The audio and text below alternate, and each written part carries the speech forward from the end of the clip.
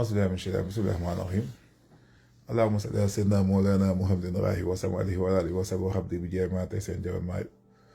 waaw damay def vidéo di nuyu di jiital nuyu bu kawe di ko nuyu suñu frère ak sœur chrétien di nuyu bu sell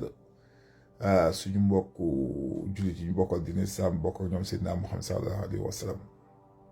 di leen ndokkale si at bees bi tey nuyu nag nuyu bu tedd taalib Cheikh Ahmadou Bamba Xaadimu Rasuul bi nga xam ne mooy suñu yaakaar tey ëllëg di suñu lépp nag lépp lu ñu am ak Sëñ Tuubaa la man sama lépp sama yëngoog dal lépp jox naa ko Sëñ Tuubaa sama njaboot ak lépp lu ma am rek Sëñ Tuubaa moom leen naa ko man jaamam laa vidéo bu gàtt rek laay def bi may alerté Macky Sall depuis 2015 li may wax nag si vidéo yaa ngi si internet depuis 2015 laa ko jëkk alerté di ko alerté si inondation yi feebar problème bii nga xam ni cas problématique la boo xam ne et emblématique sax un frein au développement local et au développement même de nos collectivités locales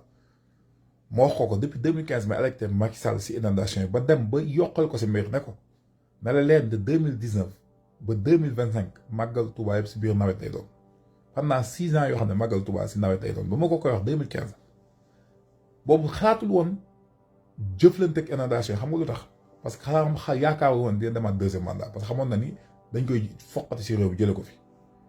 léegi defal loolu ma laaj la mu dem ba xam ne mun na foqati sàcc deuxième mandat man nuy waat ko ni leeralaat ko bi mu ko defee 2019 ne ko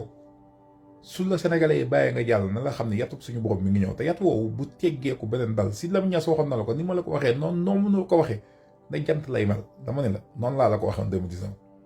mooy corona ba nga jëlee nag bëri foqati ko da nga ni dugg 2019 fin bi rek 2020 corona ne la bëri ne la maa ngi ñi fin 2019 bi nga defee def li nga def rek la corona ñëw seet si ñu wàcceeti corona ndox mi teguwaat sa kaw mais Macky Sall sénégalais yi yéen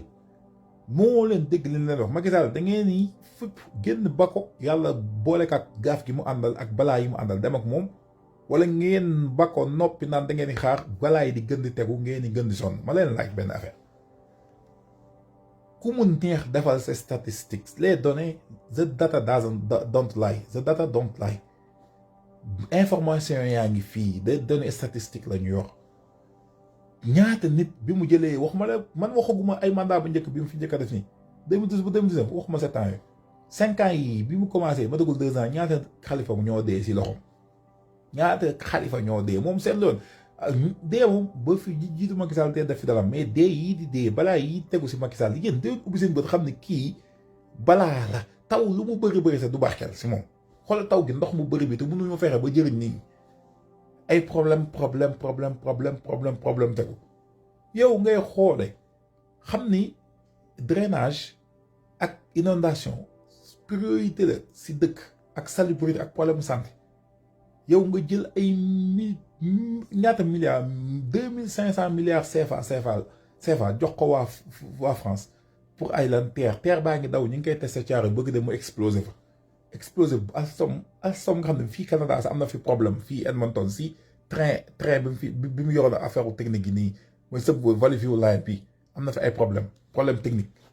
si même problème porte yu tëjoog yooyu ngay jël alstom nga xam am na ay poursuites judiciaires nga jël ko jox xaalis sénégalais yi xaalis bi nga def si terre bi nga xam ni au maximum su yóbbu nit par jour mënu yóbbu plus de 30 000 wala 20 000 nit yi ngeen waxoon sax da ngay ay kàcc la du fa egg du ko yóbbu journalier flux boobu flux nu mu tudd flux de trafic boobu mënu ko gérer terre mënul yóbbu plus de 10 000 nit par jour nga xam 10 000 nit ñoo si jëriñu wala au maximum 15 000 nit xaalis milliards boobu yëpp nga def ko par jour loolu di si jëriñu te milliards yëpp soo ko defoon si banlieue bi def ko si dëkk yi di taa ñaata millions de personnes ñoo si mën a jëriñu mais waxatuñu dara nga dem jënd benn Airbus avion boo xam ne c'est des centaines de millions d'euros plus de après presque 80 ou 110 milliards CFA nga dem jënd ko pour lan tey sa population nag si biir ndox mi ñu woo la ne la drainage problème mu Sénégal président bu fi ñëw mi ngi jàngaloonteeg moom approche yi ñuy def moom moo jëmul yoon approche yi ñuy am approche méthodologie bi ñuy def si drainage dëkk mënoo jël une entreprise étrangère nga ñëw di ko jox ak quelqu'un qui n'est pas natif du pays qui ne connaît pas les aléas climatiques qui n'a pas une historique des inondations ak comment ça se passe nga ñëw jox ko ne ko defal drainage dëkk da lay indil ni mu ko jàngee fu dëkk ba mu ko jàngee na mu ko jàngee ñoo defal la ko pour nga def drainage Sénégal da ngay imprégné si réalité wu localu dëkk bi si pluviométrie dëkk bi yàgg ndox mi yàgg laa sonal nga xam noo koy résoudre bu noppi nag am nag background en génie civil ak un projet de drainage Macky lii ma la bëgg wax ni Macky Sall mooy sénégalais yi suñ la waxul sonn nañu yow leer na nga yor nga leen ak problème bu dem beneen problème tegu problème bu dem xale yi ñu fi doon rey jigéen ñi ñu fi doon rey di sàcc xale yi jékki-jékki dëkk bi tawatul parce que boobu élection yaa ngi jógee ngeen di def ay sacrifice pour taw ba ñaam ñu toog fi at boo xam ne tawul 2017 xam 2018 nawet bi mi ngi taw en mois de septembre ñu yaakaar ni jeexati ne corona ñëw corona jeexati inondation yi dëkk baa ngi nit ñi sonn nañu Macky Sall sonn nañu vous n'avez rien foutu de bien ba tey nga yónnee Antoine John xaw ma Antoine la tudd muy dem si banlieue mais vous est-ce que vous avez de la dignité li ñuy wax ngor ak vergogne seen deret yéen est-ce que amoon ngeen fitub di dem di jàmmaarloog population bi leen wax loolu mais les gars regarde les élections municipales ñi ngi ñëw élections yaa ngi ñëw yéen ñëpp lii ngeen di dund nii fexe leen ba soo leen bëggee fayee ko Macky Sall maire yi yëpp àll bi xoolal Kaffrine tali yi dañoo dog nit ñi soo dee wasin sax da ngay wasinee sa biir néeg parce que amoo saret bu la yóbbu saret bi si dayoo ba si fa ndox ma tali ba dox du mun a jàll kon tout le monde galère bii baal yëpp dëkk moom la waa àll bi di dund